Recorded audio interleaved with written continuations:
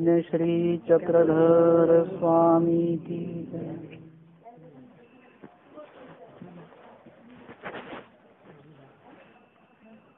आपण आज सर्वजण या ठिकाणी एक सहज आयोजित केलेल्या निरूपणामध्ये आपण उपस्थित झालेलो आहोत आणि आज ज्यांच्या निमित्ताने आपण एकत्र आलेलो होतो त्यांच्या संदर्भातली शोक सभा असेल, त्यांच्या आठवणींचा उजाळा असेल, हा आपण जो काही विधी होता तो सकाळीच आपण संपन्न केला। मुख्यत्वे आपण सकाळी ऐकलं त्यानुसार जन्म आणि मृत्यू हा जो काही भाग असतो हा एक ठरलेला भाग आहे। आपल्याला माणूस जन्मला याचा आनंद आहे, मृत्यू झाल्याचं दुःख असतं।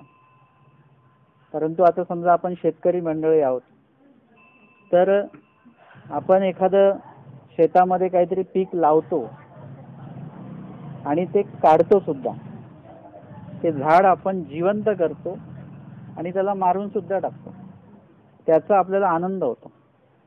ते झाड जन्मल्याचा पण आनंद होतो, ते पीक जन्मल्याचा पण आनंद होतो आणि पीक काढल्याचा सुद्धा आनंद होतो।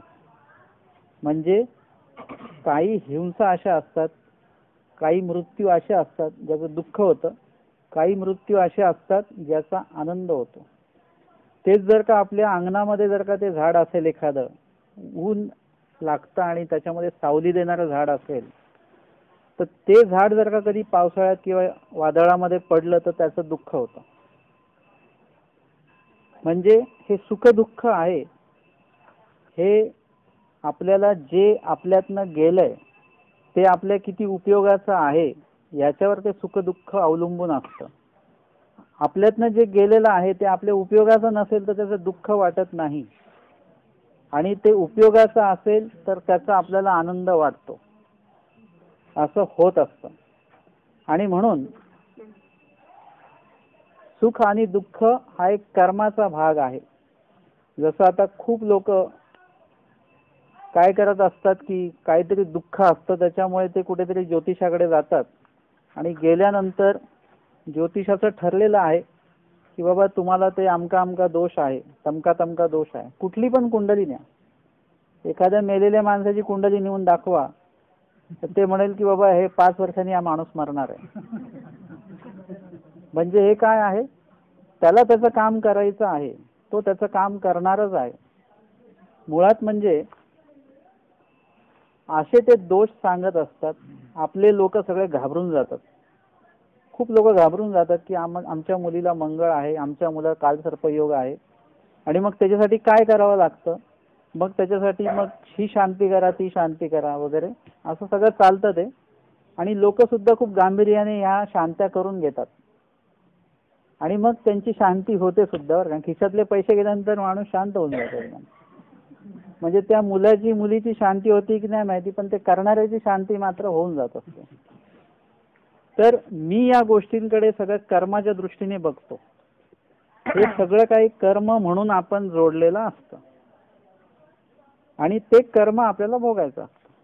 तुम्ही एखाद्याशी जर का चांगले बोललात, त्याला जर का काही चांगलं दातृत्व केलं, त्याला चांगलं खाऊ पिऊ घातलं, तर तुम्हाला पुण्यरूप कर्म लागतं। आणि तेच जर का तुम्ही त्याच्याशी वाईट वागलात, वाईट बोललात, तर तुम्हाला पापरूप कर्म लागतं। पुण्यरूप जे कर्म आहे त्याचं सुख तुम्हाला मिळतं आणि पापरूप जे कर्म आहे त्याचं दुःख मिळतं। किती साधी गोष्ट आहे। एखाद्या पदार्थ बनवत असताना त्याच्यात साखर टाकली तर ते गोड होणार आणि मसाला टाकला तर तिखट होणार। आता त्याच्यासाठी त्या पदार्थाची कुंडली काढून आपल्याला कुठे जायची गरज आहे का? काही गरज नाही। तुम्ही सांगणार 2 चमचे टाकलेला आहे सौम्य भाजी होणार, 1 चमचा टाकले अजून सौम्य होणार, 4 चमचे टाकले तर तिखट होणार। म्हणजे याचं तुम्हाला कोणाकडे जाऊन बघायची गरज नाही, तुम्हाला स्वतःलाच त्या गोष्टी कळतात। इतकं साधं सोपं ही गोष्ट आहे। आणि एखाद्या पदार्थात तुम्ही साखर टाकली, किती चमचे टाकली त्यावरती गोष्ट अवलंबून असते। म्हणजे आम्ही चहामध्ये फक्त एखाद चमचा साखर टाकतो, पण कुठल्याही गावाला जा तिकडे कमीत कमी एका कपाला 4 चमचे साखर असते.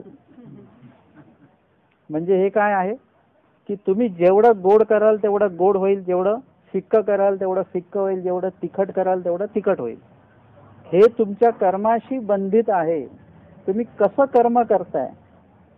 गोडचं कर्म केलं तर गोड पदार्थ, तिखटचं कर्म केलं तर तिखट पदार्थ, तसं पापाचं कर्म केलं तर पापरूप आणि पुण्याचं कर्म केलं तर पुण्यरूप.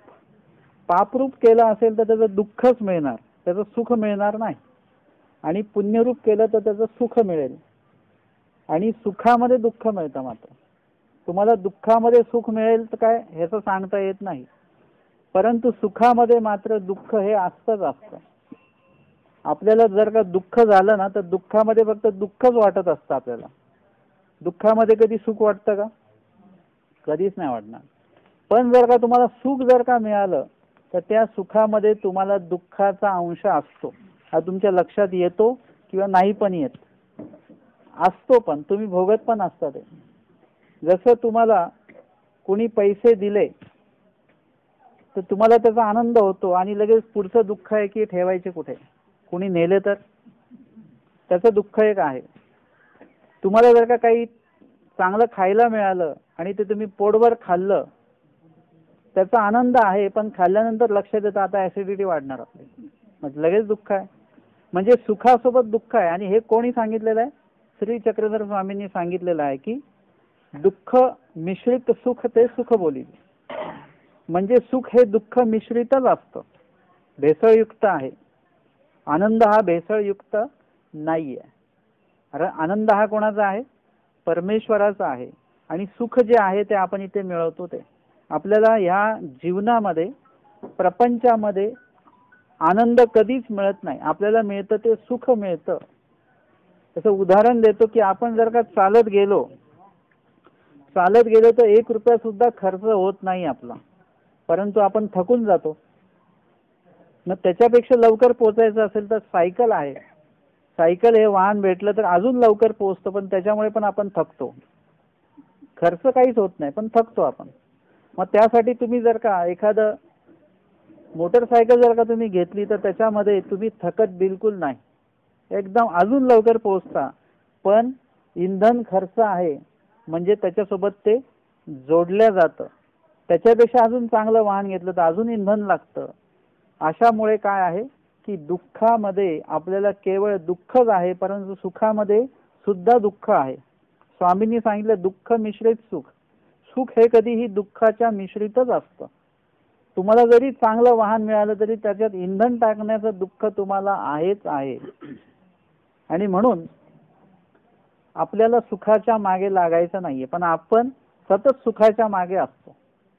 तुम्ही जेवढं काय मिळवण्यासाठी म्हणून तुम्ही धडपडत आहात त्याच्याने तुम्हाला ते मिळेल, पण तुम्हाला मिळवायचा आहे आनंद. तुमचं जे काही तिकीट आहे ते आनंदाचं आहे आणि प्रवास जो आहे तो सुखाकडे चाललेला आहे. त्याच्यामुळे तुम्हाला सुख मिळत राहतं, पण आनंद हा जो काय आहे तो आनंद कधीच मिळत नाही. आणि हा प्रवास आयुष्याचा कधी संपत नाही. कितीही श्रीमंत माणसाला भेटा, तो अजून पैसे कमवण्याच्याच मागे असतो. म्हणजे आनंद हा कधीही भेटतच नाही. आणि सुखामध्ये दुःख मिश्रित असल्यामुळे त्या सुखाचं समाधान सुद्धा मिळत नाही. बघा, जेवण केलं आपण तर कधी कधी असं असतं की बासुंदी केलेली असते, त्याच्यामुळे ती बासुंदी आपण चांगली केलेली आहे ती पीत राहतो. एक वेळ अशी येते की पोटामध्ये जागा राहत नाही म्हणून बासुंदी पिणं बंद होतं, परंतु बासुंदी पिण्याची इच्छा जी आहे ती मात्र मरत नाही. आपण म्हणतो उद्या खाऊ, अजून शिळी बासुंदी जी आहे ती अजून चांगली लागेल, मग उद्यासाठी परत ठेवतो, परत शिल्लक परत संध्याकाळी पितो. म्हणजे त्याची जी इच्छा आहे ती इच्छा का मरत नाही? कारण की बासुंदी हा आनंद नाही आहे, बासुंदी हा सुख आहे. त्या सुखामध्ये बासुंदी मिळालं हे सुख आहे, परंतु पोटात जागा नाही हे दुःख आहे. आणि त्या इच्छा पूर्ण होत नाहीत. स्वामींनी यासाठी दृष्टांत दिलेले 3 प्रकारचे. एक दृष्टांत दिलेला आहे खाजेयाचा, म्हणजे मध्यंतरी खाण्याचे जे पदार्थ असतात, जसं आपण जे काही शेव चिवडा वगैरे असं काही खात असतो, चहा सोबत बिस्किट खात असतो, हे जो काही मधला भाग आहे त्याला फराळ असं म्हणतात. तुम्हाला जर का भूक लागलेली असेल आणि हा फराळ जर का तुम्ही खाल्ला तर तुमची भूक जाते, तृप्ती तर नाही. भूक जाईल तेवढ्यापुरती, परंतु जेवणामुळे जी तृप्तता येते ती तृप्तता येणार नाही. तुम्हाला भूक लागलेली आहे जेवणाची आणि तुम्हाला पोहे दिले तर चालत नाही. जेवणाला जेवणच द्यावं लागतं. आणि म्हणून इथे स्वामींनी सांगितलं की तुमची तेवढ्यापुरती भूक जाईल, परंतु तुम्हाला जे काही तृप्तता आहे ती तृप्तता मात्र येणार नाही. त्याच्यासाठी तुम्हाला काय खावं लागेल? अन्न खावं लागेल, म्हणजे जेवावं लागेल. फराळ घेऊन चालणार नाही. आपल्याकडे पाहुणे आले दुपारच्या वेळेस जेवायला नाही, आपण त्यांना शेव चिवडा दिला तर नाही चालत. त्यांना जेवणच द्यावं लागतं. भूक कशाने जाईल? अन्न खाल्ल्याशिवाय भूक जाणार नाही. परंतु स्वामींनी पुढे सांगितलं की अन्न खाल्ल्याने भूक जाईल, पण अमर होईल का माणूस? आता किती जेवलात तुम्ही तरी संध्याकाळी भूक लागते. संध्याकाळी किती चांगलं जेवलात, किती पोटभर जेवलं, परत सकाळी भूक लागते. हे चक्र चालूच आहे. त्याच्यासाठी काय करावं लागेल? जर का आपण नाही जेवलो तर काय होईल? आपला मृत्यू होऊ शकतो. आणि म्हणून फराळ खाल्लं तर भूक जाणार नाही, तृप्तता होणार नाही. जेवण जेवलात तर तृप्तता पण होईल आणि भूक सुद्धा जाईल, परंतु परत संध्याकाळी भूक लागणार, म्हणजे अमरत्व प्राप्त होत नाही. आता आपल्याला काय व्हायचं आहे? भूक घालवायची की अमर व्हायचं? आता आपल्याला अमर व्हायचं आहे.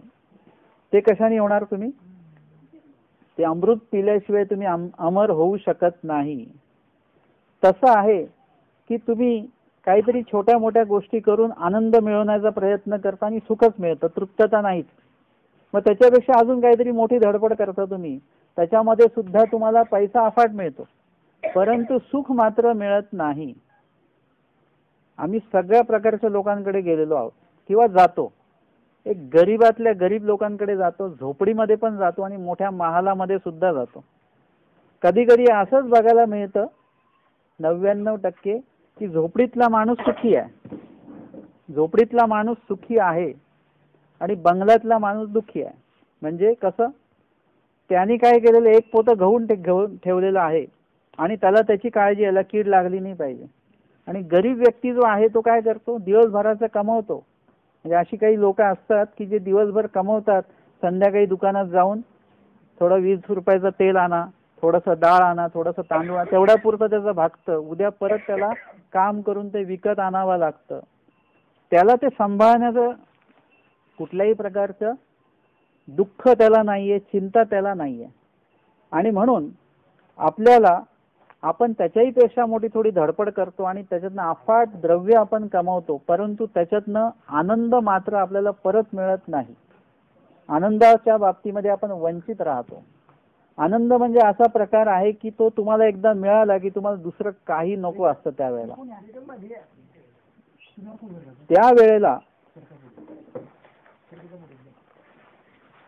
आनंद मिळाल्यानंतर दुसऱ्या कशाचीही गरज, दुसऱ्या कशाचीही इच्छा मग राहत नाही. त्याला म्हणतात आनंद. आनंद आहे की आनंद. हा आनंद कशातनं मिळतो ते आपण बघूयात. आपल्या जीवनामध्ये जसं सांगितलेलं अन्न, वस्त्र आणि या 3 गोष्टी आवश्यक आहेत. परंतु मी थोडंसं चिंतन केलं याचं की अन्न, वस्त्र, निवारा मिळाल्यानंतर माणूस सुखी असायचा किंवा आनंदी असायचा आधीच्या काळामध्ये. त्याला कशाच्या बाबतीत काही जरी मिळालं, म्हणजे बहुतांशी असंच व्हायचं की बाबा आम्ही तुमच्या शेतातलं एक काम करून देतो, त्याच्या बदली हे धान्य घेऊन जाऊ. किंवा कुठलंही काम केलं घरातलं की त्याच्या बदली आता पैसे दिले जातात. त्या काळामध्ये धान्य दिलं जायचं. अन्न मिळालं, माणूस आनंदित व्हायचा. वस्त्र मिळालं, जे कपडे मिळाले, म्हणजे एखाद्याकडे किती कपडे असायचे?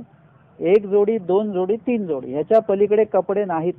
आणि नवीन कपडे घ्यायचे असतील तर दिवाळीची वाट बघावी लागायची. आता तसं काय नाहीये. आता तर शहरातले लोक कधीही जाऊन कपडे विकत घेऊन येतात. कधी त्यांना सणाचं असं काही राहिलेलं नाही. कधीही कपडे विकत घेतल्या जातात. कपड्याचं एक मूल्य राहिलं नाहीये आणि कपड्याचं एक महत्त्व सुद्धा राहिलेलं नाहीये.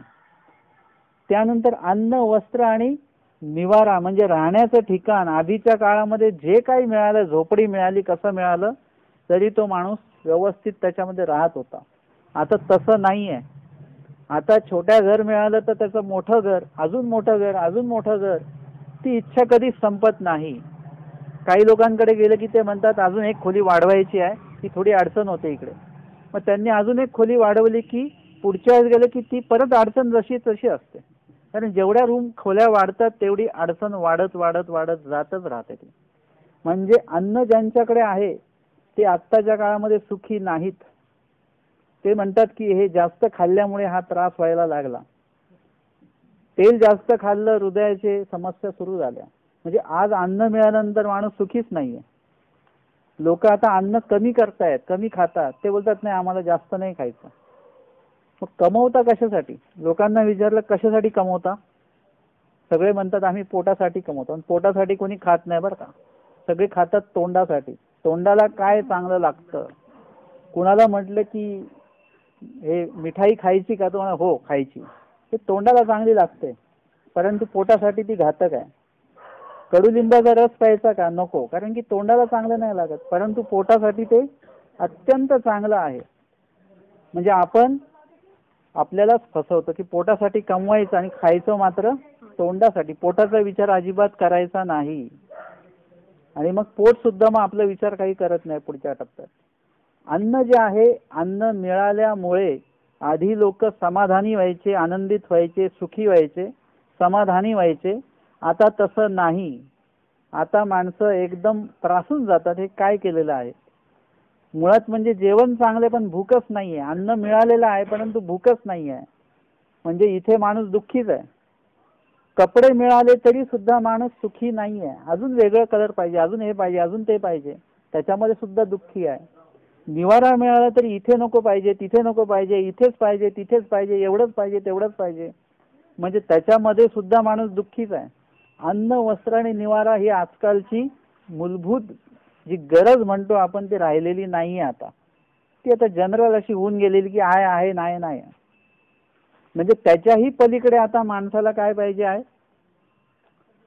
आरोग्य पाहिजे आहे. आत्ताची मूलभूत गरज काय आहे? आरोग्य. अर्थ म्हणजे पैसा पाहिजे आहे. आत्ता माणसाला गरजेचं काय वाटतं? आरोग्य पाहिजे आहे, अर्थ म्हणजे पैसा पाहिजे आणि आनंद पाहिजे. या तीन गोष्टी आता माणसाला पाहिजेत. आता आरोग्य सध्या कुणाकडेही नाहीये. कुठलाही माणूस तुम्ही त्यांना विचारा कसं वाटतंय, ते काय नाही, ते पाय दुखतात, कोणी म्हणतं डोकंच दुखतं, कोणी म्हणतं हात दुखतं. म्हणजे प्रत्येकाच्या समस्या आहेत. कुणाचं काहीच दुखत नाही ते म्हणतं खूप टेन्शन आहे. कसलं टेन्शन आहे? म्हणजे प्रत्येक जण दुःखी आहे. आरोग्य हा प्रकार कुणाकडे नाही, कारण की आपल्याला आरोग्यासाठी ज्या गोष्टी आवश्यक आहेत त्या आपण खात नाहीत आणि तशा खात नाही. आरोग्य आपल्याकडे नाही. सध्याच्या घडीला आरोग्य असले पाहिजे. अर्थ म्हणजे पैसा, द्रव्य हे लोकांना खूप कमी पडत आहे. आजकालच्या काळामध्ये द्रव्य मिळालं म्हणजे सगळं काही मिळालं. पैसा जर का मिळाला तर मग सगळं काही मिळाल्यासारखं असतं. सासरची लोक सुद्धा खुश होतात हुंडा जर का जास्त मिळाला तर. म्हणजे माणसांना द्रव्य पाहिजे, पैसा पाहिजे. आणि तिसरी गोष्ट आहे आनंद पाहिजे. आता तुम्हाला या सगळ्या गोष्टी आहेत, या सगळ्या गोष्टी तुमच्या प्रापंचिक पदामध्ये येतात आणि नाशिवंत पदामध्ये येतात. आरोग्य असेल, अर्थ म्हणजे पैसा असेल, निवारा असेल, कपडे असतील, अन्न असेल, हे सगळं नाशिवंत पदामध्ये येतं. हे जेवढं तुम्ही मिळवाल तेवढं तुम्ही अतृप्तच राहाल. ह्याच्यापेक्षा चांगलं, ह्याच्यापेक्षा चांगलं पाहिजे. किंवा जे मिळवलेलं आहे, म्हणजे तुम्ही 50 रुपये लिटरचं दूध घ्या नाही तर 100 रुपये लिटरचं दूध घ्या, ते काय होतं, एक विशिष्ट वेळाने ते खराब होतं, नासतं. म्हणजे सगळं नाशिवंत आहे. आणि मग हे नाशिवंत जे आहे ते जर का तुम्ही मिळवत राहिलात तर त्याच्यामध्ये एक दुःख हे तुमच्याशी ते जोडल्या जात असतं. त्याच्यामध्ये ते दुःख आहेच. जसं आज तुम्ही कितीही जे काही बिल आलेलं असतं ते बिल तुम्ही पेड केलं तर त्याला जीएसटी हा एक वेगळा लागलेला असतो. माणसाला ना मुख्य बिल देताना जेवढं दुःख होत नाही तेवढं जीएसटीचे जे एक्स्ट्रा लावलेलं आहे ते देताना दुःख होत असतं. तर ह्याच्यामध्ये हे एक्स्ट्रा पैसे लावलेले आहेत. म्हणजे मुख्य बिल जे आहे ते आहेच आणि त्याच्यात दुःख परत नव्याने जोडलेलं आहे. आपल्याला असं वाटतं की हे जीएसटी आत्ता आलं, परंतु जर का तुम्ही कर्माचा अभ्यास केला तर कर्माच्या अभ्यासामध्ये सुखासोबत ऑलरेडी तुम्हाला जीएसटी लागलेली आहे, हे आपल्याला आत्ता लक्षात येत नाही. तुम्ही जेव्हा हिशोब करता एखाद्या कार्यक्रमाचा तेव्हा तुमच्या लक्षात येतं ही किरकोळ खर्च म्हणजे काय असतो.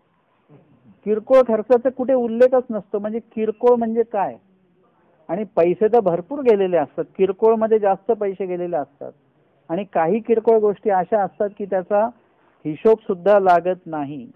म्हणजे हे कर्मामध्ये अशा अनेक गोष्टी आपण जोडलेल्या असतात जे मुख्य कर्म आहे, आणि त्याच्यासोबत ते मुख्य कर्माचं सुख सुद्धा आहेत, परंतु त्या मुख्य कर्मासोबत त्या सुखासोबत एक दुःख सुद्धा जोडलेलं असतं.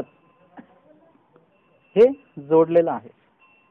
कुणीतरी मला, म्हणजे लहान घरामध्ये तर राहायचे, जागा मोठी होती, भविष्य काळात त्यांनी काय केलं, घर मोठं केलं, एकदम मुंबईकडे मोठं बांधल्यानंतर डबल पण केलं. मी त्यांना म्हटलं आता तुमचं घर छान झालं, म्हणे बाबा चांगलं झालं पण टॅक्स जास्त येतो म्हणे आता. म्हटलं आता टॅक्स तर जास्त देणार ना, पण घर तर मोठं झालं ना. म्हणजे एवढं मोठं सुख आलं, परंतु त्याच्यासोबत दुःख आलं. रोज ज्याच्यामध्ये आपण राहतो आहोत त्या बाबतीत सुख नाही आहे, परंतु वर्षाने एकदा येणाऱ्या टॅक्स बद्दल दुःख आहे, जोडलेलं आहे ते. आणि म्हणून आपल्याला काय करायचं आहे, आपल्याला सुखाकडे जायचंच नाहीये. तुम्ही आनंदाकडे एकदा जाऊन बघा. दुःखाकडे आपण जाण्याचं टाळतो, परंतु जर का तुम्हाला आनंद घेता आला कुठल्या गोष्टीचा तर तो आनंद आपल्याला घेता आला पाहिजे.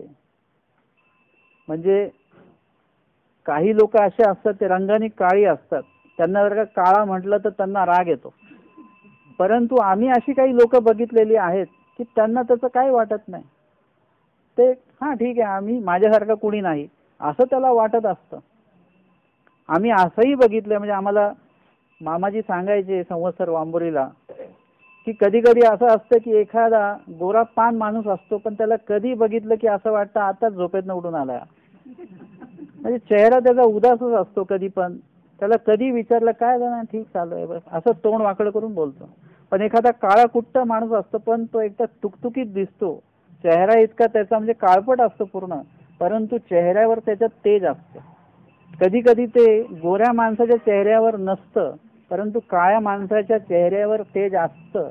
कारण की गोरा माणूस जो आहे तो गोरा असून सुद्धा आतमधनं दुःखी आहे, आणि एक काळा माणूस आहे हा काळा असून सुद्धा आतमधनं आनंदित आहे.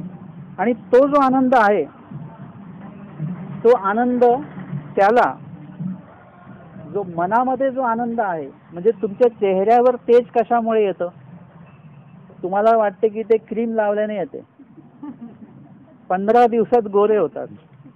मला हा प्रश्न पडतो, एखाद्या काळ्या माणसाने ती क्रीम लावली तर 15 दिवसात त्याचा चेहरा गोरा होईल, पण हात बीत, हात तर काळेच राहणार. म्हणजे ते माकडासारखं होईल, त्या माकडाचा चेहरा काळा आणि शरीर त्याचं वेगळ्या रंगाचं असतं, तसं आपलं होईल. म्हणजे चेहराच फक्त गोरा होईल आणि बाकी हात बी तिथून हे सगळं काळच राहणार. चालेल का? असं असतं का कधी? मूळ रंग कधीच कशाचा बदलत नसतो, तो तात्पुरता बदलत असतो. आणि म्हणून हे लक्षात घ्या की आपल्याला दुःखाकडे, म्हणजे आपल्याला जे काही चेहऱ्यावर जो आपला तुकतुकीतपणा येतो किंवा आनंदितपणा येतो, हा येतो कशामुळे?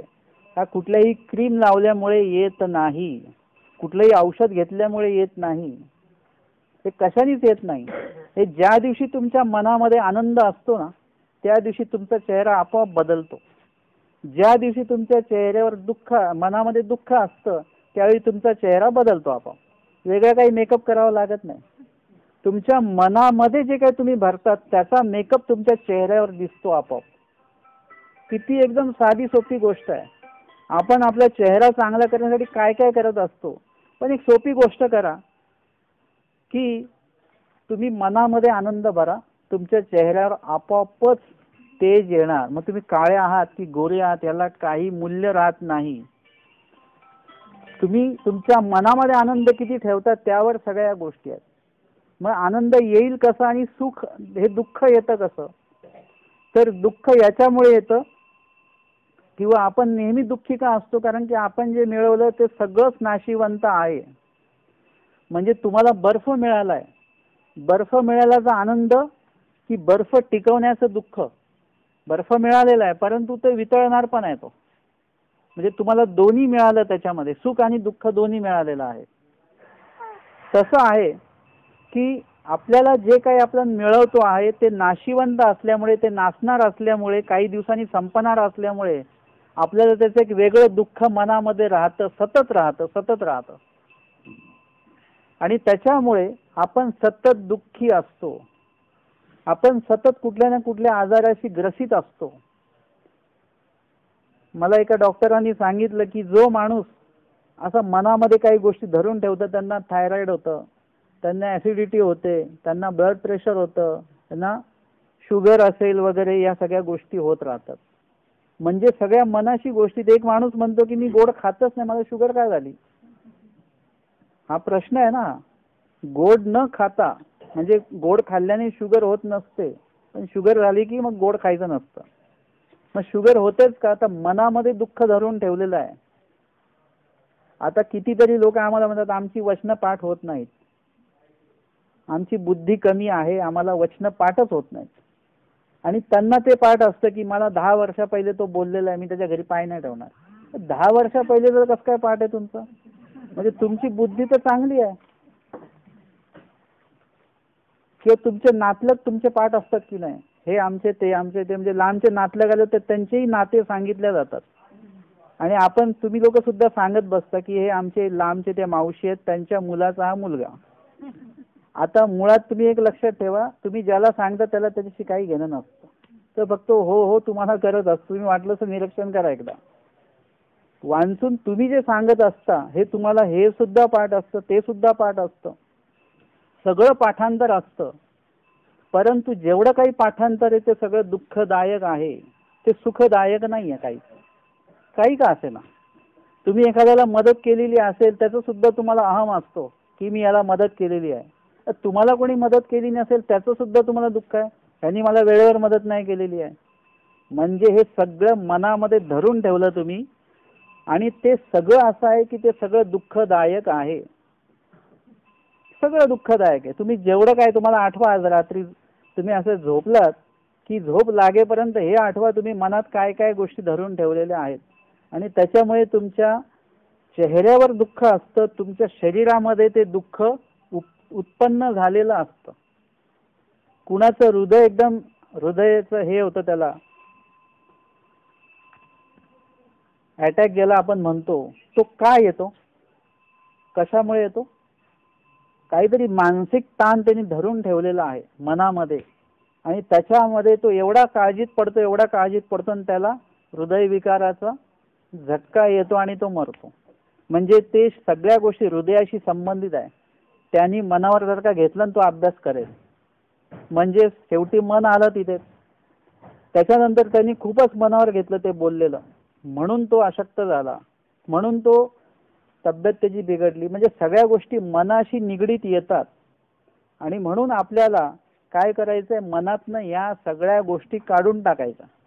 काही या गोष्टी धरून उपयोग नाहीये. आपल्याला असं वाटत असतं की मी त्याला एक दिवशी धडा शिकवणार.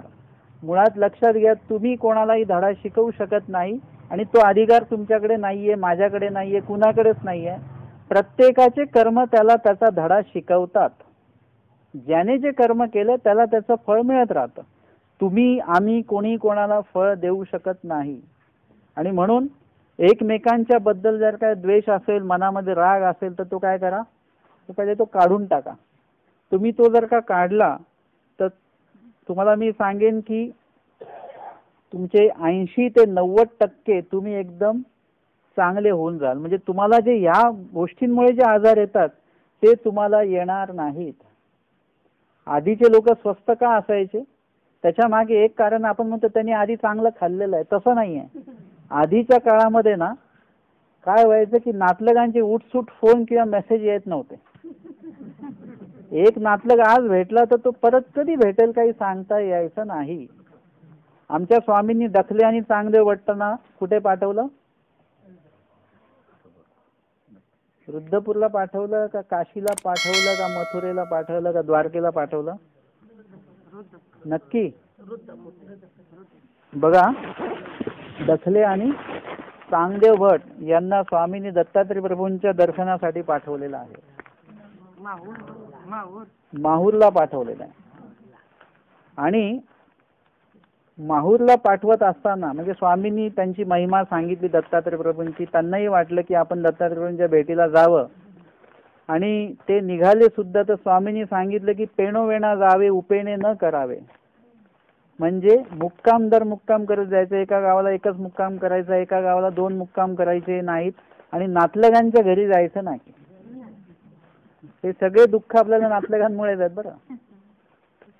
आणि नातलगांच्या घरी जायचं नाही सांगितलेलं होतं. आणि मग ते सुद्धा निघाले देवाची आज्ञा हे करून. आणि मग तिथे देवगिरीला पोहोचल्यानंतर त्यांच्या लक्षात आलं इकडे दावलवाडी म्हणून आपलं गाव आहे, नातलगांचं सोयरेचं गाव आहे. सोयरे म्हणजे कोण? ज्यांना मुली दिलेल्या असतात आपल्या वगैरे, बरोबर. मग आता तिथून चाललो आणि जर का त्यांना भविष्यात कळालं की आम्ही इथून गेलो होतो, हे मुलीकडचे इथून गेले होते, तर काय होईल? ते आपल्या मुलीला त्रास देतील. नंतर सांगतील बघ तुझे नातलग इथून जातात पण येत नाहीत. म्हणून असं करूया, काहीतरी साहित्य घेऊया आणि त्यांना बाहेरच्या बाहेर देऊन टाकूया. गावाच्या जवळ जाऊन कोणाच्या तरी हस्ते त्यांच्या घरी पाठवून देऊया. स्वामींनी सांगितलं नातलगांकडे जायचं नाही, नाही तर दर्शन होणार नाही. आणि म्हणून ते दावलवाडीला पोहोचले आणि कुणाला जरी सांगितलं ते आमके आमके आहेत ना, त्यांना हे आम्ही जे काही घेऊन दिलेलं आहे मुलांसाठी खाऊ बिऊ वगैरे त्यांना नेऊन द्या आणि त्यांना सांगा तुमचे आमके आमके ते सोयरे त्यांनी हे दिलं. तर ते लोक बोलले की बघा तुम्ही इतक्या जवळ आलेले आहात, तर तुम्ही असं करा, तुम्ही येऊनच जा, भेटूनच जा. ते म्हणे नाही, आम्हाला देवाने विधी लिहिलेला आहे की नातलगांना भेटायचं नाही, त्यांच्या घरी जायचं नाही. ते म्हणे घरी जाऊ नका, अंगणातनच द्या. आणि मग त्यांनी म्हटलं ठीक आहे, म्हणतात ते पण बरोबरच आहे, अंगणातनं देऊ, घरी तर आतमध्ये जायचं नाही. आणि मग ते गेले तिथे आणि त्यांनी अंगणातनच आवाज दिला. ते नातलगांनी बघितलं, ते बाहेर आले, आनंदित झाले. आधीच्या काळामध्ये नातलग भेटल्यानंतर लोक आनंदित व्हायचे बरं का, आधीच्या काळात. आता तसं नाही, आता अडचण होते नातलगांची. परंतु त्या काळामध्ये आनंद का व्हायचा की एखादा नातलग, आनंद होण्यामागचं कारण होतं की एखादा नातलग आज भेटला तो आता परत येणार नाही आपल्याकडे, याचा एक आनंद असायचा.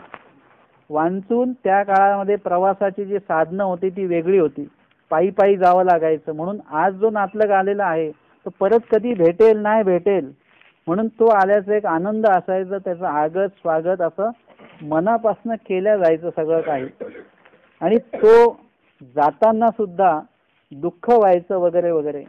आणि म्हणून हे कधी काळी आलेले हे नातलग यांना बघून ते एवढे आनंदित झाले आणि त्यांनी सांगितलं आम्हाला गोसाव्यांनी विधी लिहिला की घरामध्ये जायचं नाही, त्यामुळे घरात जाऊ ना, येऊच नका, अंगणातच बसा. आपण असं बसलोय ना असं. मग इथेच ती बास टाकली आणि त्यांना बसवलं. मग ते म्हणाले की असं करा, आता हात त्यांचे पाय वगैरे धुतले, बरं वाटलं त्यांना. ते म्हणाले असं करा ना की आता तुम्ही आंघोळ करा. आता परत कुठे आंघोळीला तुम्हाला काय साधन मिळेल काय, थंड पाण्याने आंघोळ करायला गेला पाणी तापवतो. म्हणजे ठीक आहे चालेल, मग आंघोळ. आता त्याच्या आधी त्यांनी सांगितलं असं करा, तुम्ही मुक्कामी थांबू नका, पण आमच्याकडे थोडं जेवून जाता आल्यासारखे. मग आता स्वयंपाकाची तयारी सुरू झाली, तर स्वयंपाक बनता बनता जो वेळ आहे त्याच्यामध्ये काय करा, आंघोळ करून घ्या. मग तेवढ्या वेळामध्ये मग आंघोळ केल्यानंतर थकवा निघून गेला आणि बरं वाटलं, अंग हलकं वाटलं. मुळात म्हणजे जेव्हा तुम्ही चालत असताना तेव्हा तुम्हाला कधीच वाटत नाही की तुम्ही थकलेले आहात. तुम्ही खूप चालल्यानंतर जेव्हा बसता तेव्हा तुमच्या लक्षात येतं की तुम्ही थकलेले आहात. आणि त्यांच्या लक्षात आलं की आपण चांगलेच थकलेलो आहोत बरं का. आणि मग त्यानंतर जेवण आलं आणि जेवण पोटभर जेवल्यानंतर काय झालं, थकवा अजून जाणवला, अजून असं वाटलं की आता आरामाची गरज आहे. म्हणून तिथेच थोडंसं खाटेवर ते झोपले, लोळले आणि मग झोप लागली आणि मुक्काम सुद्धा होऊन गेला तिकडे. आणि मग सकाळी उठले आणि निघाले. निघाल्यानंतर चांगदेव भट त्यांना म्हणतात की अरे देवानी जे नाही सांगितलं तेच तर केलं आपण. म्हणजे कोणाकडे गेलो, नातलगांकडे गेलो आणि नातलगांकडेच जायला नाही सांगितलेलं आहे. आणि त्यानंतर त्यांची जी दत्तात्रय प्रभूजी त्यांची भेट होणार होती ती काय झाली, थांबली, टळली तिथे. म्हणजे काय झालं, त्यांचं नुकसान त्याच्यामध्ये झालेलं आहे. म्हणजे आपल्याला खूप वेळा अशा घटनाच आपल्या आयुष्यामध्ये घडतात की आपल्या जवळपासचे लोक, चिरपरिचित लोक असतात, यांच्यामुळे आपल्याला खूप सारं दुःख आपण डोक्यात धरून ठेवत असतो. वांचून ते दुःख नसतं. तुम्हाला त्याची गरज नाही, त्या गोष्टीची, त्या वस्तूची गरज नाहीये तुम्हाला, तुमच्याकडे आहे तरी दुसऱ्या येऊन तुमचे कान काय भरत असतो.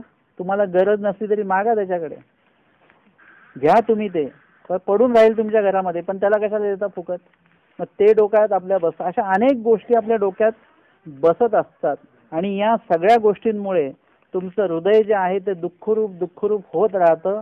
आणि ते तुमचं चांगल्या कार्यासाठी, ते जे काही मन तुमचं असलं पाहिजे ते चांगल्या कार्यासाठी तुमचं मन शिल्लक राहत नाही. ज्या ठिकाणी तुम्ही बघाल तुम्हाला दुःख आहे की दुःख मिळत राहतं, नाशिवंतता मिळत राहते, आणि जे मिळवलं ते नासत राहतं, जे मिळवलं ते नासत राहतं. जे आता म्हणजे आई वडील असतात, त्यांना वाटतं मुलगा पाहिजे, मग त्यांना मुलगा होतो, मग त्याचं शिक्षणाचं हे, मग त्याचं शिक्षण आलं की त्याचं नोकरीचं, त्याच्यानंतर काय होतं की तो मुलगा जो आहे आता तो त्याच्या जनरेशन प्रमाणे तो त्याचे मतं मांडत असतो, तो त्याचे निर्णय घेत असतो. त्याचं आई वडिलांना दुःख की आता आम्हाला विचारतच नाही, हा आता आम्हाला सांगत सुद्धा नाही, म्हणजे त्याचं एक दुःख लावून घेतात. परंतु तसं नाही, ज्यांना त्यांना त्यांच्या पद्धतीने राहू द्या. आपण या सगळ्या गोष्टी मनामध्ये धरून ठेवतो की तो मला विचारत नाही, तो सगळ्या गोष्टी मलाच विचारतो. दोन्हीकडचे दुःख आहेत. तो मला काहीच विचारत नाही ह्याचंही दुःख आहे, आणि काही जरी झालं तो मलाच येऊन विचारत राहतो सगळ्या गोष्टी, याचं सुद्धा दुःख आहे. हे सगळं जे नाशिवंत घेऊन बसलोय आपण, याच्यामुळे सगळं आयुष्य आपलं दुःखरूप चालू आहे.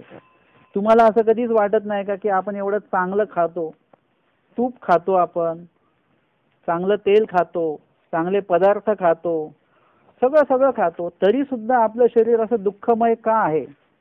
तुम्ही चांगलं खाता परंतु तुमचे विचार मात्र काय आहेत, असे दुःखरूप विचार असल्यामुळे तुमच्या त्या शरीराला ते लागू होत नाही.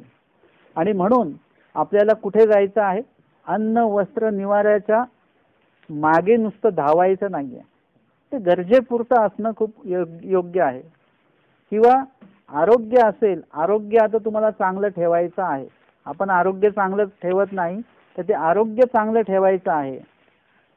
पैसा सुद्धा जेवढा तुम्हाला उपयुक्त आहे तेवढा तुम्ही बाळगला तर तुम्ही सुखी राहाल, आनंदित राहाल. हे पण आता या सगळ्या गोष्टी सुद्धा आपण आनंदित मात्र नसतो, कारण की या सगळ्या गोष्टी आपल्याकडे आहेत पण अध्यात्म आपल्याकडे नसतं.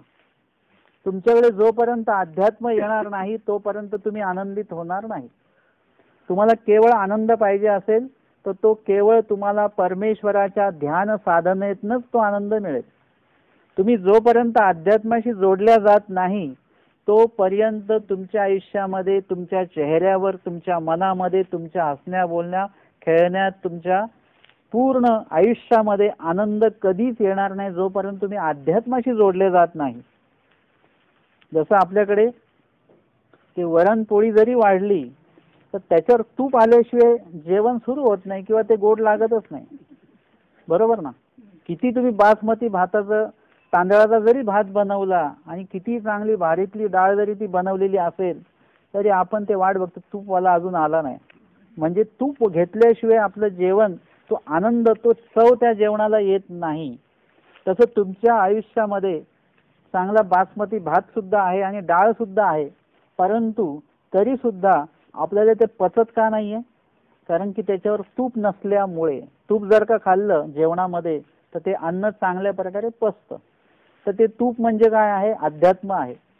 ते अध्यात्म जोपर्यंत तुम्ही तुमच्या आयुष्यामध्ये आणत नाही तोपर्यंत तुमचं मन स्थिर होणार नाही, आणि जोपर्यंत मन स्थिर होणार नाही तोपर्यंत मनातले कलुषित विचार काय काय आहेत ह्याचं ज्ञान तुम्हाला होणार नाही.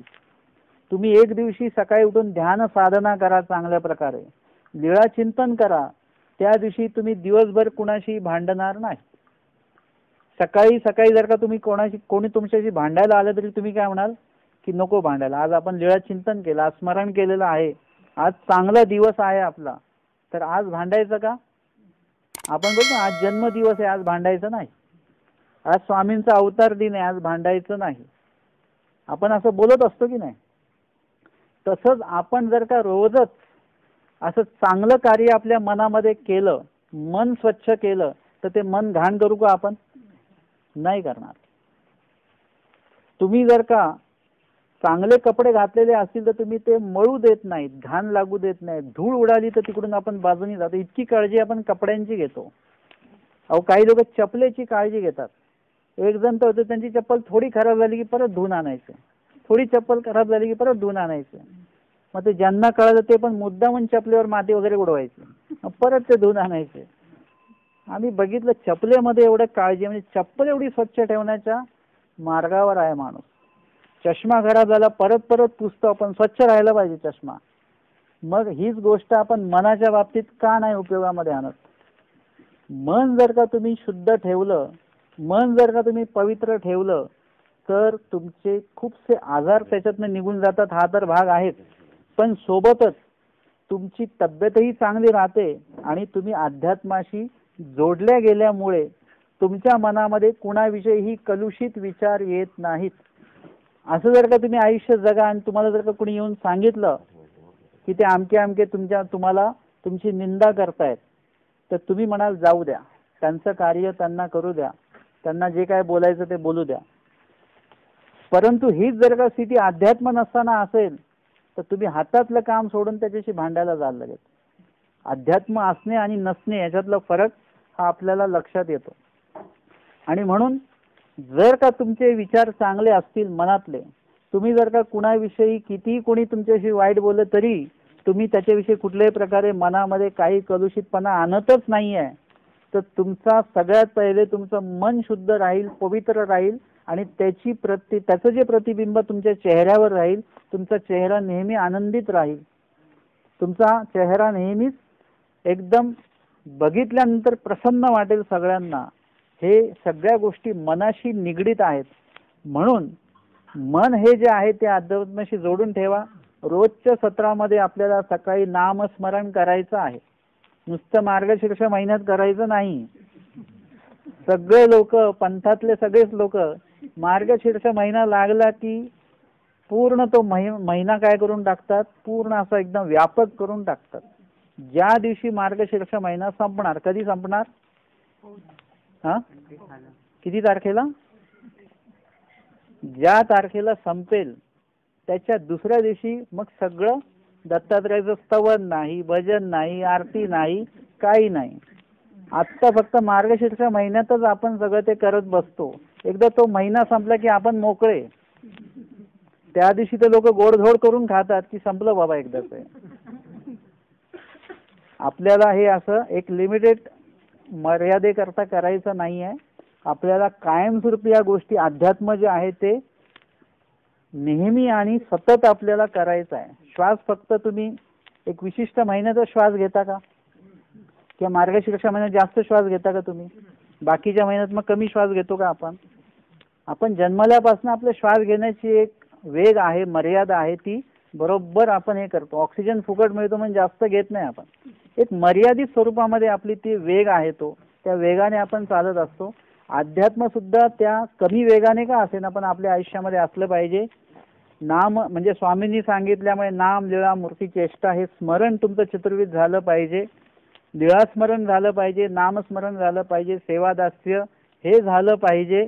आणि सगळ्यात महत्त्वाची गोष्ट म्हणजे ज्ञानस्तर वाढवा तुमचा. नुसतंच एका गोष्टीचं पारायण 17 वेळा करू नका.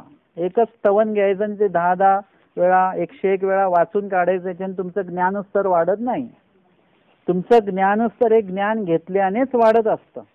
आणि म्हणून तुम्हाला काय करावं लागेल, ज्ञानस्तर वाढवावं लागेल. जोपर्यंत ज्ञानस्तर वाढत नाही तोपर्यंत तुम्हाला अजून जे काही त्यातनं आनंद आहे, अध्यात्म आहे, त्या अध्यात्माच्या अजून तुम्ही जवळ जाणार नाही.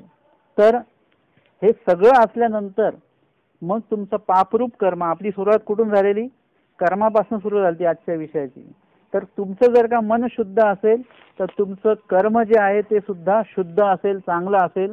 जर का पापरूप कर्म नसेल तर दुःख सुद्धा प्राप्त होणार नाहीत. आणि जर का चांगलंच कार्य केलं तर त्याचा आनंद तुम्हाला सतत मिळत राहील. अध्यात्मातनं आनंद मिळेल, चांगल्या कार्यातनं आनंद मिळेल, चांगल्या विचारातनं आनंद मिळत राहील. तर आजच्या या सत्रामध्ये आपण कर्म, आनंद, मूलभूत गरजा या सगळ्या गोष्टींवर विचार करत असताना शेवट आपण अध्यात्माकडे आलेलो आहोत. आणि अध्यात्म आपल्या जीवनामध्ये हे किती आवश्यक आहे हे तुम्ही जेव्हा ज्ञानस्तर तुमचा वाढत जाईल आणि तुम्हाला स्वतःला तुमच्या मनामध्ये बदल वाटेल, विचारांमध्ये बदल वाटेल, मग तुम्हाला तुमच्या तब्येतीत बदल वाटेल, तुमच्या विचारात बदल वाटेल, तसं तसं तुम्हाला कळेल की अध्यात्म किती महत्त्वाचं आहे आयुष्यामध्ये. आणि म्हणून आपल्या आयुष्यामध्ये आपण काय केलं पाहिजे, कायमस्वरूपी अध्यात्माची वाढ वृद्धी जी आहे ती आपण करत राहिलं पाहिजे. तर आजच्या सत्रामध्ये आपण हा विषय या ठिकाणी घेतलेला आहे. दंडवत प्रणाम. सर्वज्ञ श्री चक्रधर स्वामी